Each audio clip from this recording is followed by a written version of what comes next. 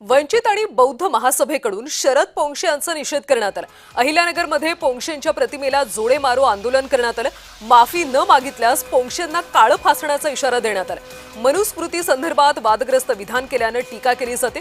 मनुस्मृती जाणणाऱ्यांनी मनुस्मृती वाचली असती तर ते जाळूच शकले नसते असं वक्तव्य पोंक्षे यांनी एका कार्यक्रमात केलं होतं।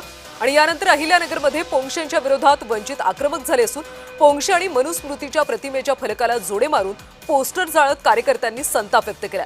महापुरुषांच्या विचारांचा अवमान सहन केला जाणार नाही असा इशारा दिला। पोंक्षे यांनी माफी न मागितल्यास अहिल्यानगर जिल्ह्यात त्यांचे कार्यक्रम होऊ देणार नाही असा इशारा देखील देण्यात आला।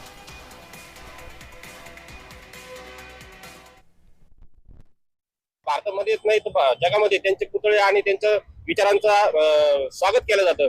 त्या जागेवर शरद पोंक्षे सारख्या या अशा गोबर भक्त नेत्यांना अभिनेत्यांनी जे वक्तव्य केलं त्याचा जाहीर निषेध करतो। आणि यापुढे जर अहिल्यानगरमध्ये जिल्ह्यात किंवा शहरामध्ये कुठे पण त्यांचं नाट्य असेल, पिक्चर असेल किंवा ते स्वतः कोणत्या धार्मिक सांस्कृतिक कार्यक्रमामध्ये जर दिसले येणार असले तर आम्हाला जर कळालं तर आम्ही त्यांचा तिथं काळा फासणार। त्यांनी जर जाहीर माफी मागितली नाही तर